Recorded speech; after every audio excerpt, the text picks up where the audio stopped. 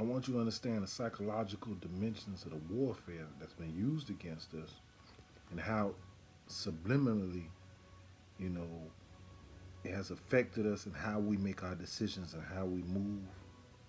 And then it helps you. What we're gonna talk about is just gonna help you to see something.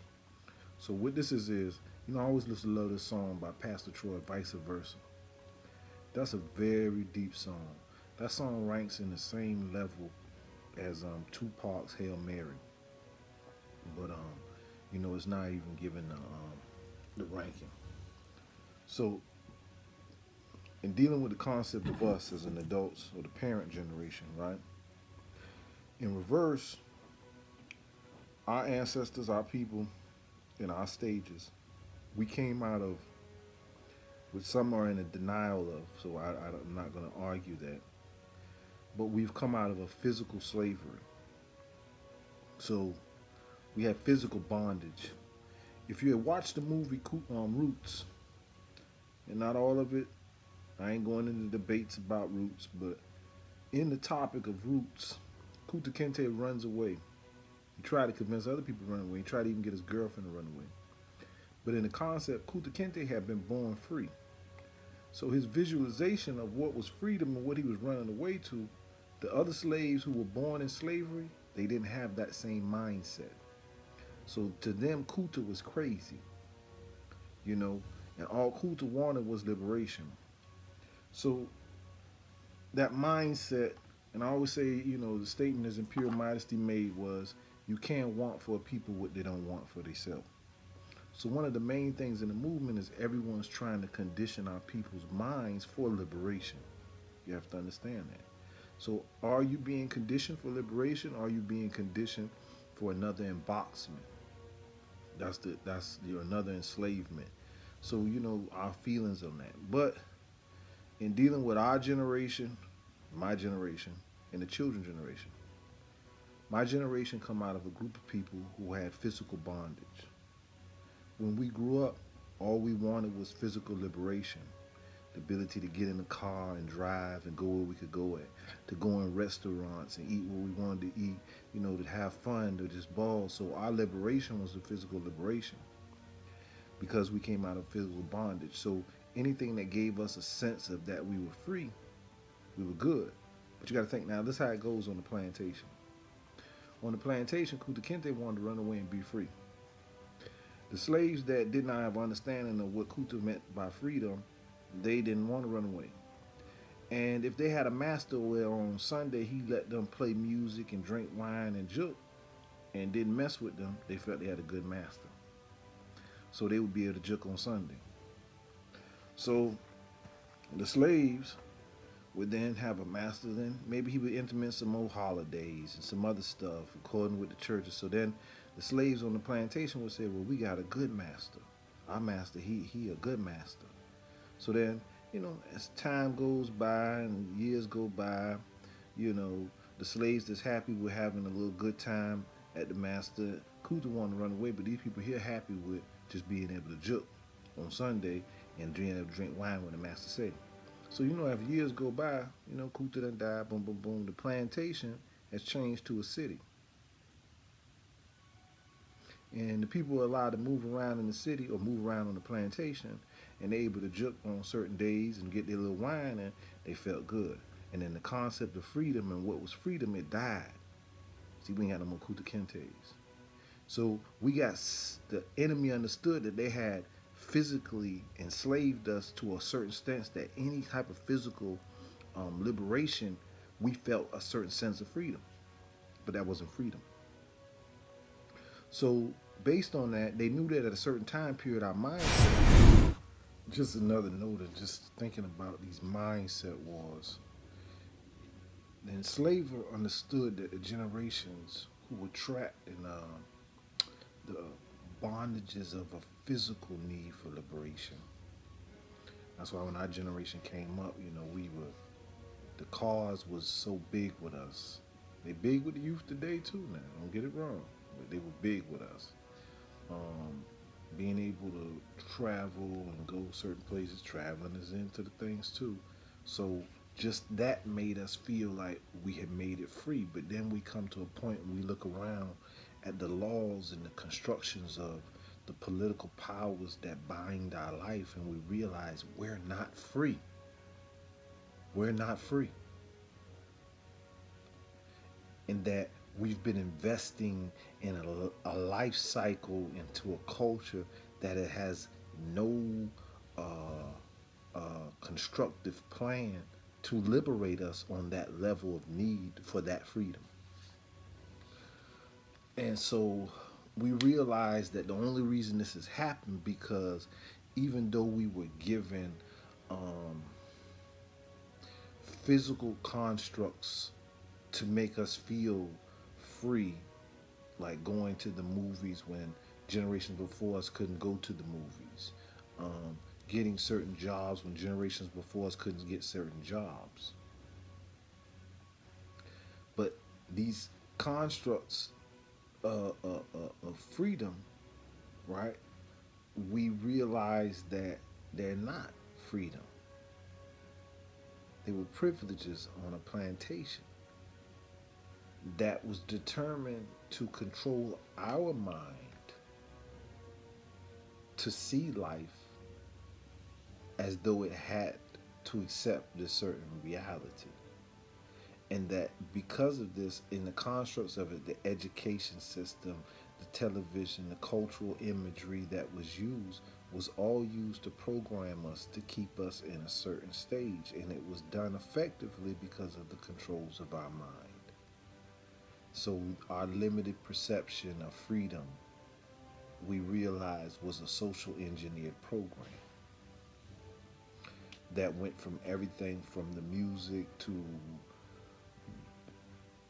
the schools to the churches to everything.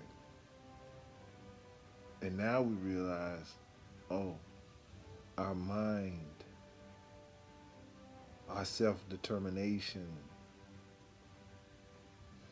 our definition of unity for ourselves as more than saying because we live in this land, we're all citizens of the United States. No, we're realizing that we have to have a construct, a mental construct that makes us loyal to the liberation of our people,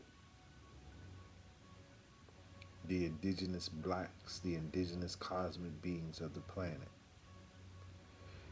And so the enemy, just as before, when they knew that we would come to this in our mental that we wanted liberation, our first mindset came to that money was the key to our physical liberation, that gave us the ability to experience life as a free person. So in understanding that, the enemy first understood that we would take a plight physically chasing money. So they constructed plans. And they knew that those who wouldn't get the money, it would send them into a depressive state because they would feel trapped. And in this plan, there was a thing created called drugs. And drugs would be the poison for those in depression and those that wanted to just keep pushing to find a way to get money. It would be the cheese in the rat trap to trap them. So the drug game came in because they knew that in all times and all places, people would take to smuggling and doing whatever they could do to make money to find a way to free themselves physically. Just look at Iraq, look at all of the places that's been placed under economical tariffs and control. All kind of smuggling and things have happened there. That's what happens. So in knowing that's a natural instinct, the game of what would be allowed was created and given into the hood. And that was drugs. That was a trap. And that trap was because they knew we would rebel in some form. It was natural instinct. And the first algorithm of the rebel from a mind state that had not really wanted nothing more than a physical liberation would first rebel in seeking to grab money, which it would think is the key to living a better life. So the drug game was created as a trap. So in this time, if we are past that stage, the next trap would be if their mind, they're going to be seeking to regain their mind. So they have to redefine history again. They have to recreate and construct the story of how creation was formulated that would take us out of the position so that we could yield our mind to their position again. And also in that process, then things would be created to entrap the mind. So the technologies in place, from the video games to the internet to the TVs to these all kinds to the cell phones, is all part of an ordeal to deal with the what? The fifth dimensional war. The fifth dimension is the fifth body of man, which is mind. The Star Wars, the War of the Heavens.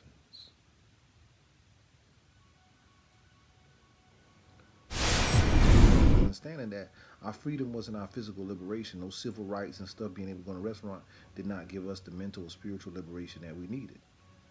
So now our biggest goal in our generation, all people say, we want to do what? Free our minds, get our consciousness, become consciousness. But the enemy was already steps ahead of us. They understood that all they had to do was just trick us with little tinklets of physical liberation, able to move around and juke on this weekend and that, and we thought we was free because we was able to drive a car and go to a party and juke, but we still never understood the powers of freedom and freedom to control our own destiny. So now the enemy, knowing that the next stage of this is that we will realize that those physical tricks was not the reality, and we're going to try to regain our mind. So what they did is they've implemented a program and a thing in place, see, and guess what it's all about? See, all of us complaining about our children being on the video games. Yeah. But you had to think. The kids in a mental world. See, because the next stage is after we would have one came to the stage to regain our mind, so they have to trap our children in a dimensional dimension. It's reversed. See, now them kids don't want to go outside. They don't care about outside. It's the places that their minds can go. It's the freedom that they seek. So they find that mental freedom in the video games to be able to travel and create and do this and do that. So that reality of what was coming in the genetical construct of us and our inner genetical freedom longing, that mind state, they had already implemented a plan how to overcome our next generation with mind games. So, we always say we went from physical enslavement to mental enslavement. So eventually, after we broke the physical liberational concept, we would be working on the mental enslavement concept.